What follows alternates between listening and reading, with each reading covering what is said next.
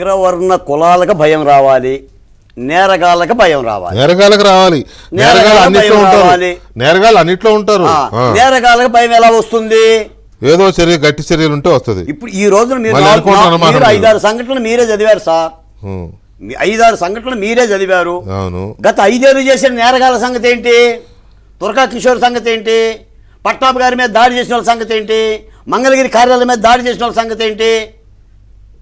పోనీ చంద్రబాబు నాయుడు గారి ఇంటి మీదకి వెళ్ళిన వాళ్ళ సంగతి ఏంటి? కరెక్టే. డాక్టర్ సుధాకర్ సంగతి ఏంటి? డ్రైవర్ సుబ్రహ్మణ్యం సంగతి ఏంటి? వెంకటకృష్ణ గారు, మీరు ఒక మాట అర్థం చేసుకోండి. సమాజంలో అట్టడుగున కింద నుండే కులాలు ఎస్సీ ఎస్టీలు అంటే ప్రధానంగా నిచ్చెన మెట్ల కులాల్లో ప్రధానంగా చంపబడేది వీళ్ళు. బీసీలు కూడా అన్యాయానికి గురవుతారు, లేనోడు కూడా గురవుతాడు. కానీ హత్యలు చేసేది మాత్రం ఎస్సీ ఎస్టీలనే. ఈ రోజున డ్రైవర్ సుబ్రహ్మణ్యం ఒక ఎస్సీ కులానికి సంబంధించిన వ్యక్తి కాబట్టే అనంతబాబు అంత ధైర్యంగా హత్య చేసి బయటకు వచ్చి ఈరోజు ఎమ్మెల్సీగా పోతున్నాడు ఆయన శాసన మండలికి. డాక్టర్ సుధాకర్ ఎస్సీ కాబట్టే పెడలెక్కలు విరిచి కట్టి చనిపోయేలా చేశారు.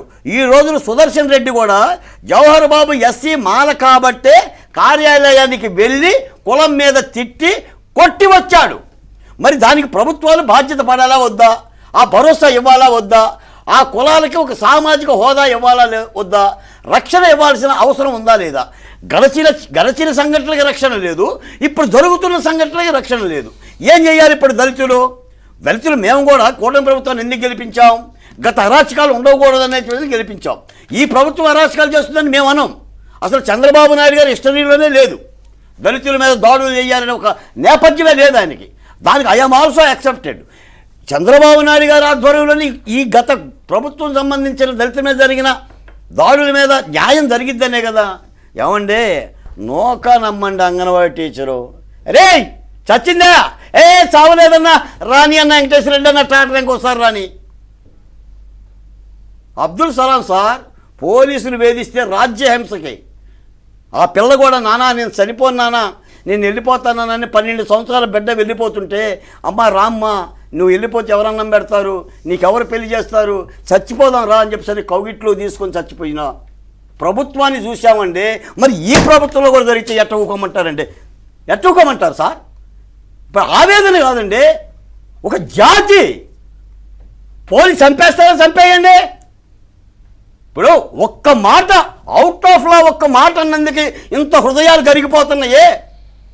మరి సరిపోయిన బిడ్డలకేం చెప్తారు? ఆ డ్రైవర్ సుబ్రహ్మణ్యం భార్యకేం చెప్తారు?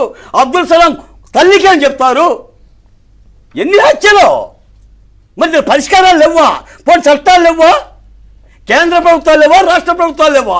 3 రాజకీయ పార్టీలు కలిసి సార్ ఒక వైసీపీ పార్టీ మతాన్ని అనుసరించలేకపోతున్నారు. వాళ్ళు మళ్ళీ వస్తే మిమ్మల్ని లోపలేస్తామని చెప్తున్నారు. అక్కడ సప్త సముద్రాలు దాటి కానీ ఎవరు తగ్గట్లా. కానీ ఇక్కడ ఒక పాయింట్ ఏంటంటే, మరి దాని పరిష్కారాలు చెప్పాలి ప్రభుత్వమే.